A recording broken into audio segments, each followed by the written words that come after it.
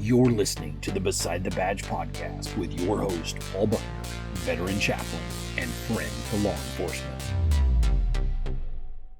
Welcome back to another episode of Beside the Badge. I am your host, Paul Buckner from the American Midwest, and I am a civilian police chaplain.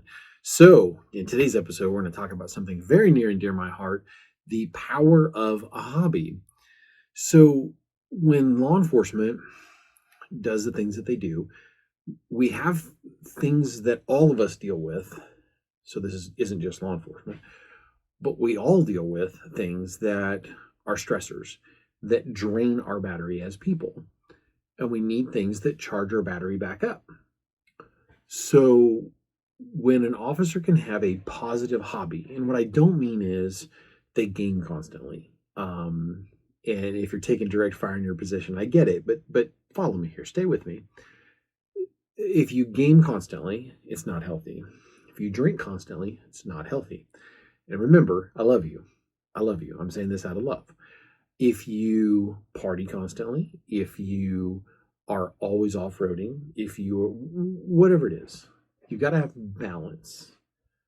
But you need positive hobbies. And when you can find things that you can do alongside and with your family that can be a blessing, it's wonderful. I know officers that fish. I know officers that off-road. I know officers that camp with their families. Had an officer sending me pictures from the camping trip he and his family just took over the weekend. That is awesome. Those positive things allow you to get away from the thing that is sucking the life out of you, right? And allows you to recharge your battery. And everybody has different things that allow them to recharge. I'm an ENFP. That's my personality type. If you're the whole 16 personality things, the whole Myers-Briggs or whatever, that whole thing, I'm an ENFP. There's like 2% of male society that has my personality type. I've always known I was a unicorn. What's interesting is I do very extroverted things like a podcast and like crazy things. And I get in the front seat of a cop car and I crack dad jokes and puns all day long while I'm riding around the department. But I do extroverted things on a ministry basis, and I'm a lot of fun. I'm an IT guy by trade, reinventing myself as a videographer. I'm a fun personality type most of the time. But when my battery gets drained, I go to very introverted things to recharge my battery. I go read, or I'll go watch a movie by myself, or spend the evening like tonight, in a few hours when my wife gets home.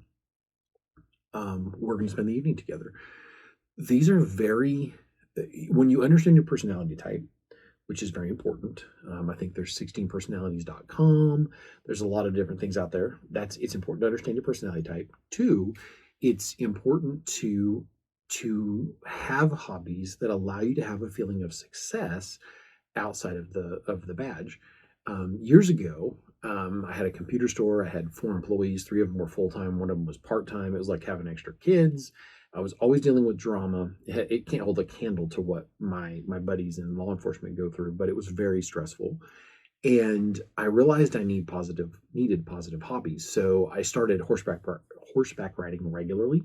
That was a great de-stressor, and it gave me things to think about positively. Built things around the house, home improvement projects. I started for a while, I kayaked every Saturday morning for 2 hours, and it was about a 7.5 mile run, and it was pretty calm water. There was only one spot that was even a little perilous, unless there'd been a flood or something that had gone there and completely changed the landscape. Had a few near misses, but it was, by and large, it was very safe, except I kept finding myself in situations that I was rescuing people from their own stupidity, which is way too much what law enforcement does every day. And I was finding that when I was trying to do the thing that was relaxing me, it was actually inducing more stress. And so I share that because if you're doing something for a hobby that's supposed to relax you, if your hobby is causing you more stress, look at it very seriously. I have friends that have gone, all gaming was doing was running my blood pressure up, and I was getting angry, and I was finding that I wasn't feeling relaxed and fulfilled. I love to read. One of my favorite things in the world to do if I'm having a me night when it's just my time. I will set up my fire pit, and I could sit next to a fire if it was negative, -1 degree Fahrenheit, all the way up to the 90 some odd degrees out. I've even gone down to my barn and had the door open and had a fire pit in there while it was raining, and just sat there where there was no risk of fire to the barn, and I just let the fire burn and sat there and read a book. I love to sit by a fire and just relax, and I let the stress go, and I recharge my battery. I love that. It's really a blessing for me. I might have a friend over, but oftentimes I don't. It's a place for me to relax. I become introverted when I recharge my battery. For some people, they need to do some kind of a social outing. Maybe they need to go, and maybe they need to volunteer and go with a group that's picking up trash on the side of the road. Or I think for some law enforcement, they're like, that's too much. That's too close to what I do for a living. But find something that helps you gel, that recharges your battery, that reminds you that most humans are actually not that terrible, that 2% of society is insane, and that's the people you deal with, and helps you to keep that perspective. We talked about in the last podcast, when we were talking about not identifying too closely with the badge, we talked about the power of perspective. And a hobby, maybe you build a model. Those of you who are watching the podcast, the video podcast version of this, you're looking at my podcast set, but on the other side of the room, it's a library. And I can see all of the books, many of which I've read, many more of which I haven't. I have a book problem. I love books. And I'll go to yard sales. I'll go to book sales. I'll go to bookstores. I'll go to junk stores. And I'll be walking through. I'm on the way between appointments or something. And I'll just be walking there and be like, oh, 25 cents for that $25 book. Sold. And it's something that I want to read. And there are hundreds of books in this room. And it's not a large room. But I can see from where I'm sitting, I can see some simple little models I've made. And there's times I've needed to complete a simple project that I could look at and go, hey, I've had some success there. And for those of you, anybody who has a badge, anybody who has a commission, anybody who is a police officer is going to go, yeah, absolutely. Yeah, I get that. But for those of you who aren't, maybe you're blue family, maybe you have a friend that's in law enforcement, or maybe you're just trying to understand what our police officers go through. So much of what a police officer deals with, there's no real end to. You go to a domestic situation, there's an argument, people are yelling and screaming, and you're going to go back. You're going to have to go back there because they're adults who don't know how to adult, and they need you to come babysit them. As some in law enforcement call it, they do adult daycare. And that's kind of what that comes down to. I have seen people absolutely show their butts, in some cases literally, as a chaplain, in an environment where they are acting like an absolute child and screaming and yelling and acting like a small toddler throwing a tantrum. Well, as a police officer, the officer needs to be able to get away from that. Literally, I've talked to guys that they're like, I've lost count of the number of times I've arrested that person. That's crazy. Literally. And as a police officer, you get lied to on the daily, and if you find yourself getting incredibly jaded, you need a hobby, something that you can do outside of the badge. I know people who scratch buildings. I know guys that do DIY projects. They need something that they can do that helps them feel that little bit of fulfillment. For me, a lot of it's volunteering, but there's times I'm very nerdy, I'm very geeky. There's times I need to do something very introverted. And I was dealing with a project the other day. I'll give you a for instance out of my own life. I was dealing with a project the other day where I was going on site for a client and I was doing disk cloning. For those of you who are not techie, I'm cloning from an older hard disk that's the architecture's slower. It's not anywhere near as fast as a solid state drive. And I'm not going to bore you with the technical sides of this, but I have a machine that allows me to clone the disk on site. It's got a little flash drive, which is the expensive part of the whole thing. Well, it doesn't have the front of the case and it didn't have the side of the case. And typically I have that in my office. People don't see it. But for this particular client, I'm going to be going on site for 1 to 2 times a week for the next month at least, cloning a disk on site. And so I do literally every byte of data and it shuts down as an older, slower hard disk in a computer, and it wakes up as a newer, faster computer, and it's quite zippy. Well, several people would come by the desk that they'd give me. They're like, "Hey, go use that desk or whatever. Go clone these drives," and people would come by and go, "What is that?" Because they would see this computer with no face on it, and it doesn't look good because they're used to seeing the front bezel on a computer. And so I got to thinking about it while I was sitting there waiting on the disk to clone. I'm like, I had to make 3 trips to get in here, to bring the monitor, to bring the keyboard and mouse, to bring the tower, bring my laptop so I could be setting up an invoice for them, all the stuff that you do as an IT guy. And I know this sounds strange because it's so left field from what we normally talk about, but it's just something I was dealing with. And I stopped and I went, I think I could take a Bluetooth keyboard and stick it to the side of a case. I just need a better looking computer. I want something that's quad core. I want a decent amount of RAM, but I need something that's got good architecture that's going to be decently fast. I want to put a carrying handle on it. And I started kind of like geeking out. And I was sitting there, and Friday, all of the last of the parts come in for this project. And so I will have basically created a little computer. I've got a little HDMI screen on the side of it, and I'm going to mod the thing. I'm going to cut little holes in it. I'm going to put little grommets in it. It's going to look really cool. And I'm going to have a little all-in-one box that I can go on site. I'll have the power cord and everything right there. And in one trip, I can bring in everything I need to do disk clones on site for clients. I'm not even going to have $100 in it. And that is one of those things. I already have the screen. I had to buy the keyboard that was like $20. So for me, that was a thing that helps me put a better foot forward with what I do. But it was a geeky little project that I could look at that and go, in a matter of 3 or 4 hours, I created everything I needed to do this. And I can look at it and go, that's a completed project, and I can feel that success. That's a much healthier thing. And it helps us get away from things like social media. So I'm saying this as I'm talking on a video that people are going to be watching and on social media, that people are going to be listening to on podcasts, and they predominantly are going to listen to them on their phone. But a lot of people don't realize how depressing social media can become.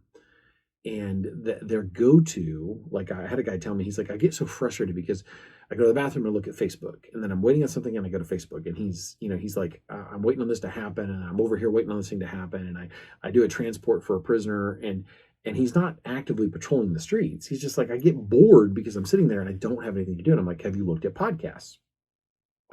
And I didn't even tell him about my podcast, but I'm like, have you thought about podcasts? It's something more positive you can do with your time. And we haven't even talked about podcasts yet. But if you are looking for a positive hobby, let's say that you're doing something around the house, or maybe you're going for a run, you're going for a jog, you're going for a walk. You can put a earbud in one ear, keep the other ear where you can hear, so nobody comes up and attacks you. But as you're going around doing whatever it is you're doing, you're mowing the lawn, put on some noise canceling hearing protection and have a podcast going. There are some amazing podcasts. Jocko Willenick has an amazing podcast that if you want to get revved up and raw, get out there and work out, raw, discipline equals freedom. That's one of his slogans.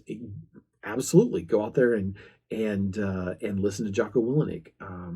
There's the Civilian Medical Podcast, is a great podcast.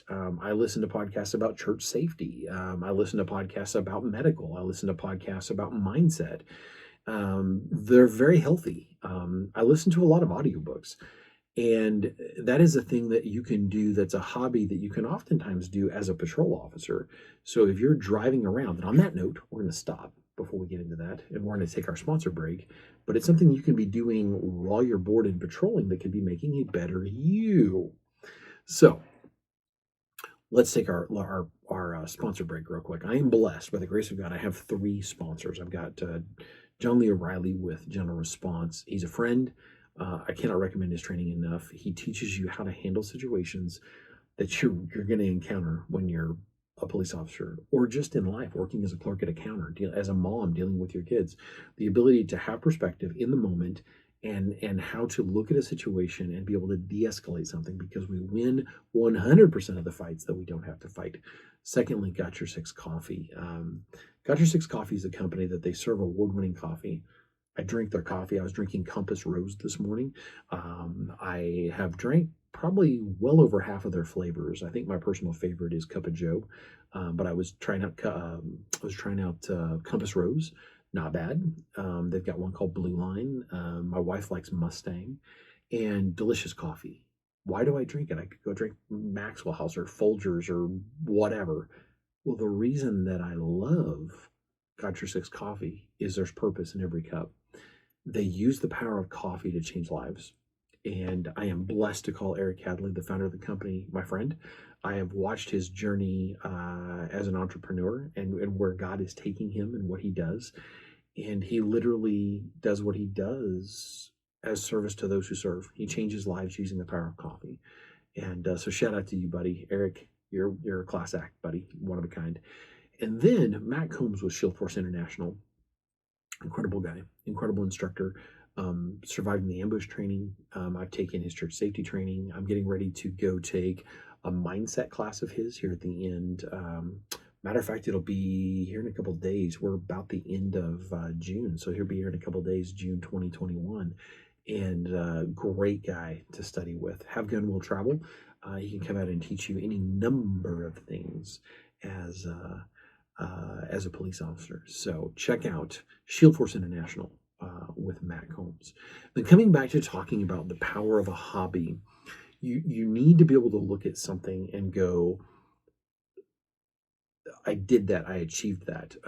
In my garage, I had a section of drywall that's 30 years old. It had gotten stained. I'd repainted it. The stains were leaking through. It had been banged up. I had fallen into it probably, I don't know, years ago. I couldn't even venture to guess how many years ago. And I left a hand size hole in the drywall. And I kind of patched it up a little bit, but it didn't look good. And packages had been banged into it. And it was between the side door into my garage and the door into my house. And it just looked terrible. And so I worked with a friend of mine who is a contractor, and he's very skilled at what he does. And of course, there's an electrical panel in it, and there's light switches. And that's what's kept me from fixing it a long time ago, is I am not that good at cutting things out to be able to have that fit in there. He is. So we set up a plan on a price and what that was going to cost me and how it would benefit him. And he came out. I bought plywood before plywood became worth more than gold, and early this year, and he was able to get out there and take care of it for me. In this area that's like 8 feet, it's basically 8 foot by 8 foot is essentially what it is now, it's like 3/8 inch plywood, or I think it's actually 1/2 inch plywood. I'd have to think about that. I believe it's 1/2 inch plywood. So it's a lot tougher, which means if I fall into it again, I'll probably hurt me and not the wall. Hopefully I bounce. But it's painted to match the garage. It looks very nice. He cut everything out beautifully. I've put switch plates and different things on there, and it looks very nice. And I put a little shelf on there, and I'm a guy about up armoring everything. Like, I overbuild the stuff I build because I don't want to do it again. I've just reached a point in life. I'm firmly in my 40s, and I don't want to have to do it again. If I build a fence, I want it to last longer than I do, and I want to die of old age. So, I'm probably about the halfway mark in my life, God willing. I'd like to live well into my 80s. I don't want to build it again. So I tend to do things like that. Now, guess what I get to do? Every time I walk in the door, I get to look at that and go, man, that looks nice. I built that. That is a very positive thing about a hobby, is the ability to look at something. It's a piece of lawn art. It's a thing that you built. It's a thing you did with your family. And I know people that, matter of fact, I know a police officer right now who is on Myrtle Beach right now. I saw his pictures on Facebook. And congratulations, buddy. Enjoy. Well, take a picture of a sunset, of a sunrise on the beach. Maybe you're in it, maybe you're not. But take a picture, have it printed, print it yourself, have it printed, whatever. I like to have them printed on canvas. They're not that expensive anymore. Get them in the mail, stick them on the wall. Right on the back of them, Myrtle Beach, June 2021, whatever. Put it on the wall. Guess what you get to do every time you walk by that picture? And now you may start forgetting that it's there, but every time you walk by the picture, look up at it, think about, oh yeah, that's right. And so you can't see this from where you're at if you're watching the podcast, but on the wall around the top of my library where you can't see, I have a line of certificates from classes I've been to, from different instructors, Some of them I've taken the classes enough times that I probably just need to start taking the certificates and like sticking them behind the certificates from the other classes. But there are times that I'll be in the middle of something you just have that down moment where you're like, am I making a difference? Am I doing it? Look at that. Another thing to think about is if you get a thank you letter from somebody, frame that sucker. Like if somebody's like, thank you for saving my daughter's life. She was drowning and you got there and you saved her. Thank you for saving my son from the burning car. Thank you for saving me from that burglar. Thank you for investigating that thing that got my travel trailer back. If somebody thanks you for doing that, and they thank you in writing, don't just shrug that off. Frame it. Do something with it. Put it up to remind you on those bad days. And maybe I know guys that they grill and they're amazing at it, and that's their hobby. I know guys that they have an amazing pool. I know guys that are into archery, or maybe they bow hunt or they black powder hunt. I've got a buddy that is retired out of law enforcement and he does black powder shooting. And he's like, it's so much fun. Well, it takes time to load. You're not shooting as much. And it's slow and it's smooth, and he just likes the feel of it. To me, it's kind of annoying. I don't really like black powder, and if you're into it, that's cool. I don't really care for it. I'm not a bad shot with black powder. It's just not my bag. Some guys throw darts. I know guys that shoot competitively, and that's its own thing. If you can do a sport that helps you be a better cop, if you can do a hobby that helps you be a better cop, and I don't mean that you're only ever doing things that's about law enforcement. I mean, if you're doing things as a police officer that help you be a better police officer, like you run, you jog, you walk, you go to the gym. I've got a buddy that he and his lady go to the gym together religiously, which I would advise either going to the gym with your spouse or having a home gym, because the adultery factor in a gym is really high. And I'm not a fan of gyms for that reason, because little Becky Sue's in there and her husband's not really into fitness, but she is, and maybe she's really vain, or she's feeling lonely, and then she's kind of winking and smiling at the guy over here, and he's like, he's really curling, and the next thing you know, they're flirting and they're bantering. Maybe it's you that's at the gym, and little Bobby Sue's over there winking at you and giving you the come on look, and you're into fitness and your wife isn't. Think about that. And so I have an area that I work out. It's kind of across the basement from where I'm at. My little podcast studio is in my basement, and I can do a lot of different workouts. I do a lot of, I think they call them isometrics. I do a lot of body weight based workouts. I'm not here to look big and impressive, but I want to be strong. And I don't do the creatine thing. I don't do the pre-workout thing, but I want to be fit. I can do that in my basement. And I've got buddies that invite me out. They want me to go to the gym. I don't really go. I will every once in a while, but I don't really go. So that, to me, the gym can be a cautionary thing. Be careful. I've literally seen marriages end, relationships end in the gym. So be careful. But working out is a great way to stay fit, to be able to go the distance for your family, to be better, to be harder to kill. I mean, good cardio, got to jump out of the car and chase down bad guys. I don't know about you, but I don't want to die halfway through a foot chase. Crap, he got away. I don't want to do that. So I try to be fit. And with me getting ready to go through the academy in August, at night, I'll probably be the old man there. But, if I'm going to be grandpa going through the academy, I want to be able to keep up with these whippersnappers. Get off my lawn. And I want to be able to do that. So coming back around, whatever these hobbies are, find something that you enjoy that can be constructive. I know guys that golf. To me, that would drive me nuts. Because for me, golfing is a waste of a good rifle range. Like, why would you use that space to golf and use a little stick to hit a ball when you could use that as a rifle range? If that's your thing, that's great. I've got really good buddies that golf. It would just raise my stress level. It would probably make me want to say things that would not glorify Jesus.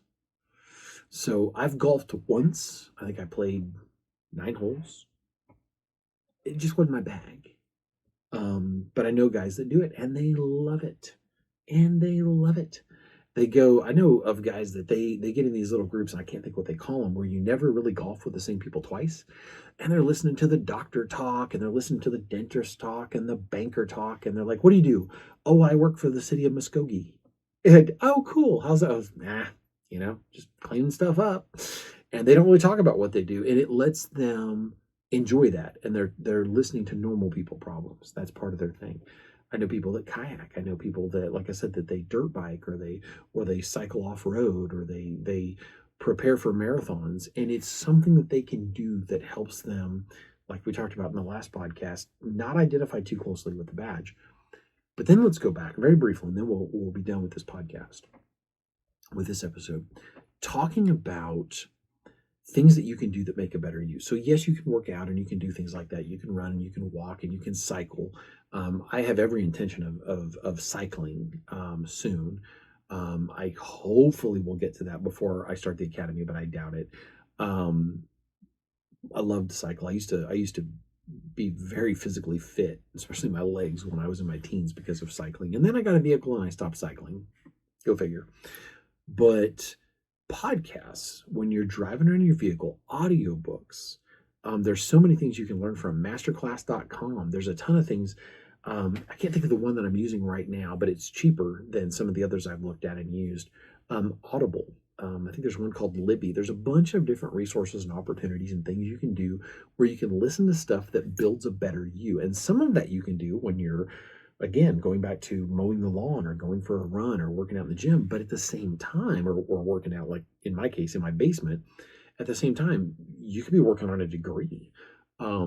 You can build a better you and never leave your house, or be driving around. I mean, I know people that I've had officers get a hold of me and say, "Hey, I listen to your podcast at night or early in the morning when I'm driving around, and there's nothing going on, and I'm just responding to calls, and I'm driving around in my town, and I'm trying to stay awake." And they're like, "Dude, you're crazy. You crack me up. You make me laugh." There's things that we can do that help to build a better us. So that's something that's very near and dear to my heart. I'm all about edutainment. I love things that I can do and enjoy that make a better Paul, that build a better Paul. So on that note, I'm going to pray out this episode and leave it with you. So, dear Heavenly Father, I thank you for the men and women that protect us every day, that put on badges and uniforms and uncomfortable duty belts, and they go out, Lord God, into the cold and the rain and the heat and the snow and the gunk and the ick, and they do it to keep us safe every day. Lord God, I ask that you would be with them, that you would keep them safe, that you'd supernaturally protect them, Lord God. When the bad guy comes against them, that you would cause the bad guy to stumble, that you would foil their plans. Lord God, that when the bad guy tries to harm them, tries to shoot at them, that you would literally bend the bullets around them and keep them safe. I thank you for these men and women, and I ask it in the one name that makes it possible, in your Son, Jesus' name. Amen. So, I don't often do this, but kind of one last thought that just came to me there. One of the things that my wife and I do, and I've talked about this in other episodes, is we kind of do a home date thing where we make dinner. And here later tonight, this evening, down the road here tonight, when my wife gets home, I'm going to make dinner with her, and we're going to talk about our day, and we're going to visit. And her personality, she's a acts of service person. Do this for me, honey. Would you grab this? Would you grab that pot? Would you hand me the seasoning or whatever? Help me. And that's how she receives love. I may spend time with me person. That's my one of my biggest personality things is out of the 5 love languages. I am huge about that. You can look that up if you're not familiar with it. It is a great way to get a good idea of the relationship that you're in. If you're in a relationship, you may neither one of you enjoy cooking, but it's a great way to save money, and you're not just ordering something and sitting there messing around on your phones. And then we have dinner together. Now, there's times that we'll sit there and we'll talk through. We talk the whole time we're making dinner, and we'll make a Mexican dish. The other night we were making, literally from scratch, we're making burgers, and we enjoyed it. We did that together, and it was a lot of fun. Or what we might do, taco salad tonight, or we might do a steak or whatever, and whatever just kind of tickles our fancy. Sometimes it's quesadillas. We'll just make something. Sometimes it's simple. Sometimes it's a 5 or 6 dish elaborate thing. But we did it together. We saved money on it. A lot of times it's half or less, sometimes substantially less than we would pay going out. Definitely cheaper than takeout in many cases, than having it delivered for sure. And in our area, we're pretty rural, so not a lot of people are going to deliver. And but it really helps us to spend that time together. It is very good quality time that we're able to spend together. And that is kind of its own hobby. We were doing home dates before COVID made them cool. So anyway, God bless, guys. I'll talk to you next time. Bye. Thank you for listening to the Beside the Badge podcast. Stay safe out there and be sure to subscribe and share this podcast.